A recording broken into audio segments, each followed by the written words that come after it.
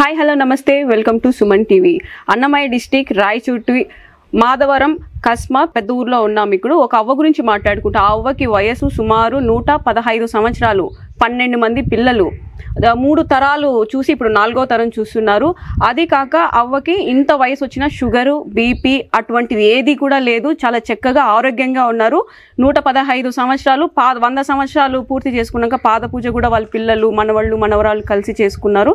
అసలు ఇంత హెల్దీగా ఉండడానికి అప్పటి ఫుడ్డేనా కారణం, లేకుండా ఉంటే ఇంకా వ్యాయామాలు ఏమైనా చేస్తున్నారా అని అడిగి ఒకసారి తెలుసుకుందాం. నమస్తే అమ్మా. నమస్తే అమ్మా. మీ పేరు? నా పేరు లక్ష్మీనరసమ్మ. అవ్వకి ఏమవుతారమ్మా? అవ్వకి నేను కూతుర్ని. ఎన్నో కూతురు? రెండో కూతుర్ని. ఎంతమంది మొత్తం అవ్వకి బిడ్డలు? అవ్వకంతా 8 మంది. 8 మంది పుట్టడం 8 మందా? 12 మంది అయితే 4 పోయినారు. 8 మంది ఉన్నాం. 8 మంది ఉంటారు. అంతా ఈ ఊర్లోనే రాయచూట్లోనే ఉన్నారా? ఉంటారు, దూరంగా ఉంటారు. బెంగళూరులో కొంతమంది ఉంటారు, కదిరిలో కొంతమంది ఉంటారు, గాలివీడులో కొంతమంది ఉంటారు, రాయచూట్లో కొంతమంది ఉంటారు, మాధవరంలో కొంతమంది ఉంటారు. ఎన్ని తరాలు చూసిండారు మేడం ఇప్పటికి? ఇప్పుడు 4 తరాలు చూసింది. 4 తరాలు. వయసు 115 సంవత్సరాలు. ఇప్పటికీ షుగరు, బీపీ లేదంటున్నారు. ఎప్పుడైనా చెకప్లు చేయించినారా? చెకప్లు చేస్తే ఇప్పుడు బీపీ వచ్చింది అన్నారు. బీపీ మాత్రం మింగుతా ఉంది ఇప్పుడు. ఇంతకు ముందు ఎటువంటిది లేదు, ఏం లేదు. మనం చూస్తున్నట్టయితే 25-30 సంవత్సరాలకే కాళ్ళ నొప్పులు, మోకాళ్ళ నొప్పులు, ఆరోగ్య సమస్యలు అన్నీ వచ్చేస్తున్నాయి. అవ్వకి 115 సంవత్సరాలు ఎటువంటి ఫుడ్ తిన్నారు? ఇప్పుడు అన్ని కూడా అప్పట్లో కల్తీ ఫుడ్ ఏది ఉండేది కాదు, అన్ని దంచి ఇసిరి తింటా ఉంది అమ్మ. ఎలాంటివమ్మా? జొన్నలు, సొద్దలు, వడ్లు, బియ్యాలు అన్ని తిని, కొర్రలు అవన్నీ తినింది. అందుకే ఆమె గట్టిగా ఉంది. ఆమె పుట్టిన బిడ్డ మేమే ఊగిపోతాం కింద. నేనే నడచలేకుండా. ఎప్పుడైనా అవ్వ ఆరోగ్యంగా ఏమైనా జాగ్రత్తలు తీసుకుంటుంటారా? ఆమెకు ఆరోగ్యం ఇప్పుడు నేను చూస్తాండ, ఆమెకి ఎవరు చూసేవాళ్ళు, నేను చూస్తాను ఆమెకి అంతే. అంతకుముందు బాగుంది. ఆమె పొలం పనులు కానివ్వండి, అన్ని పనులు చేసింది. అన్ని పనులు చేసింది. ఆమె పిల్లలు అయింది. మీకు ఇప్పటికి కాళ్ళ నొప్పులు వచ్చేసింది? నాకు వచ్చేసినాయి. కాళ్ళ నొప్పులు లేక కూర్చోలేక వస్తాను. ఇక్కడ ఎంటర్ అవుతానే అడిగినాము, ఇక్కడ లక్ష్మీ నరసమ్మ వాళ్ళు ఎక్కడ అండి ఆచార్యులు అని అడిగితే ఇటు వెళ్ళండి అన్నారు. అక్కడ చెప్పుకుంటుంటూ అన్నారు అవ్వకి 115 సంవత్సరాలు, 100 సంవత్సరాలు అవ్వకి పాద పూజ జయంతి చేసినాము. అందరు వచ్చారా? Family members? ఫ్యామిలీ అందరు, కూతుళ్ళు, అల్లుండ్లు, మనవాళ్ళు, కొడుకులు, కోడళ్ళు అందరూ చేసుకున్నారు. పాదాలకేందో పూజలు చేసి ఆ బంగారు కాసులు తినేసి పూలు అన్ని చేసుకున్నారు. ఇంకా పూజలు అప్పుడు ఇంకా ఏమేమి చేసినారు? పూజలు ఇంకేం చేస్తారు? పూజలు ఇంకైతే పాద పూజ, బ్రాహ్మణులు వచ్చి బ్రాహ్మణులు మంత్రాలు చదివినారు. ఈ కొడుకులు అంతా పోయి అమ్మకు పాద పూజ చేసుకున్నారు. కూతుళ్ళు, అల్లుండ్లు, మనమన్లు, మనవరాన్లు అందరూ ఆశీర్వాదాలు తీసుకున్నారు. ఈ తరం వాళ్ళు ఏం చెప్పాలనుకో, ఇప్పుడు సంగటి చేసినామంటే నాకొద్దు సంగటి తింటే బేదలు పోతాయి అంటారు. ఇప్పుడు నామూషిగా కూడా ఫీల్ అవుతున్నారు. సంగటి తినాలంటే నేను ఇలాంటివి తినను, నేను అలాంటివి తినను, కానీ అవి తింటేనే ఆరోగ్యం అని, ఒళ్ళు పుష్టిగా ఉంటుంది. అవి తింటే ఆరోగ్యమని చెప్పినా కూడా వాళ్ళు వినని పరిస్థితిలో ఉండారు ఈ జనరేషన్ పిల్లలు. అలాంటి వాళ్ళకి మీరు ఏం చెప్తారు? ఈ ఫుడ్ తినద్దండి, ఈ ఫుడ్ తినండి అని చెప్తారా? ఎలా? వాళ్ళు ఇవి తింటారు, బంకాయ తింటారు, అన్ని బంకవి, కురుకురాలు, కిరికిరాలు అన్ని తీసుకొని అవి తినేస్తా ఉంటారు. కానీ మంచి మంచి తిండ్లు తినరు వాళ్ళు. ఇప్పటికి కూడా మా అమ్మకు బెడ్లో నేను పాలల్లో ఇస్తా. అవి కూడా అన్ని బిస్కెట్లు కానీ, జిక్స్లు, రిమ్స్లు ఏంటి అవి అట్లాంటివన్నీ ఆమెకి ఇస్తా ఉంటాను నేను. రస్కులు. ఫాస్ట్ ఫుడ్స్ ఎక్కువ వచ్చేసినాయి. మామూలుగా ఇప్పుడు ఫోన్లో ఆర్డర్ పెడితే ఇంటికి వచ్చేస్తున్నాయి. ఏ ఫుడ్ అది ఎలా చేస్తున్నారు, ఆయిల్ ఎలా వేస్తున్నారు ఏమి తెలీదు. ఏం ఆయిల్ వేస్తున్నారో ఏమో తెచ్చినేమో తినేస్తున్నారా? చెప్పండి. ఆరోగ్యంగా జాగ్రత్తలు అవ తీసుకున్నారు. అప్పట్లో అన్ని హెల్దీ ఫుడ్ తిన్నారు. ఇప్పుడు పిల్లలకి ఏం చెప్తారు మీరు? ఇప్పుడు పిల్లలకి ఎంత చెప్తే కూడా పిల్లలు వినరమ్మా. వాళ్ళు ఆన్లైన్లో తెప్పించుకొని తినేది, దావలో పోయి తెప్పించుకొని తినేది, వెంటే ఇవి నక్కుంటా ఉంటారు. అవి తిని వాళ్ళకి ఎక్కడ లేని రోగాలన్నీ వస్తారు. పానీపూరి, గోబీ, నూడిల్స్ అట్లాంటివన్నీ వద్దంటే ఎన్రు.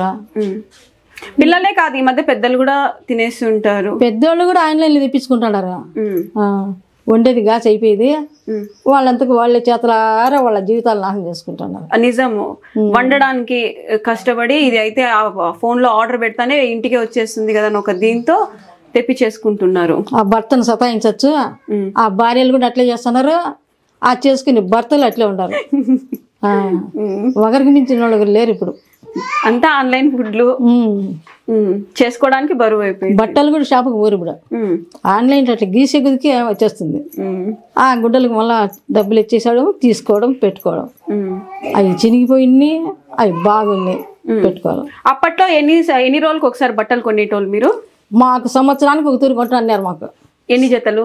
తల 2 జతలు, 8 మందికి 8 రోజుల 16 జతలు అయితే అప్పుడు మాకు పంట మా నాయన పండించిన పంటలో లెక్కంతా ఆ గుడ్డలు సరిపోతాయి. సంవత్సరానికి ఒక్కసారే మీరు బట్టలు కొనేది? సంక్రాంతికే కొనేది. మళ్ళీ ఎప్పుడు మళ్ళీ మిగతా టప్పుల్లో ఇప్పుడు 100 తూర్లు కొంటున్నారు. 100 తూర్లు. డబ్బులు లేవు అప్పుడు. అప్పుడు ఒకటి సంపాదించి 8 మంది పిల్లలు దాకాల, 4 5 మంది అందరినీ బిడ్డలను చదివించినాడు మా నాయన. ఆడపిల్లలను 7 వరకు 5 వరకు చదివించినాడు. మగబిడ్డలను ఇంటర్ వరకు, ఎంఏ వరకు, ఎంపీసీ వరకు చదివించినాడు కొడుకుల్లో కూడా. కష్టపడి మా నాయన కష్టంతోనే అంతమందిని సాకినాడు. మా అమ్మ దంచి అందరికి బాగా చేసి పెడతా అనేది మేమందరం తింటా ఉన్నాం. అప్పట్లో నిజమే మీరు చెప్పినట్టు దంచడం వల్ల చేతులకి ఎక్సర్సైజు, వంగి నాట్లు అది వరి వేస్తూ ఉంటారు కదా, అవన్నీ కూడా ఎక్సర్సైజ్. ఇప్పుడు అంత కష్టము పడట్లేదు ఎవరు ఎవరు పడరు ఇప్పుడు. ఎందుకు పడతారు వాళ్ళ కర్మ. కూర్చొని మేస్తా ఉంటారు బాగా మెత్తగా. ఆ పండుకునేది రోగాలన్నీ పిచ్చిపోతున్నాయి. అప్పట్లో ఆ అమ్మాయి కష్టపడింది కాబట్టే ఇప్పుడు కొంచెం ఆరోగ్యంగా ఆ ఫుడ్ తిని, ఇప్పుడు అంత ఫుడ్ కూడా కల్తీ వచ్చేసింది అమ్మా. ఇప్పుడు ఎక్కడ చూసినా కూడా మందులతో పండించేస్తా ఉన్నారు పంటలన్నీ కూడా. ఏమి పంటలో తల్లి, ఈ పంటలు తినలేక చచ్చిపోతున్నారులే అందరూ. ఒక ఏమి ఎంత మందులే. అవును, మందులు లేని పంటే లేదు. కూరగాయ కోసినా పురుగులే, యాకు పెరిగినా పురుగే. ప్రతి ఒక్కటి పురుగులు అన్ని కదిలిచ్చి తీసేయాలా, మళ్ళీ చేసుకోవాలా. అట్లా తింటాను. చెప్పండి అమ్మా, ఎలాంటి ఫుడ్ తీసుకోవాలంటారు ఆరోగ్యంగా ఉండాలంటే?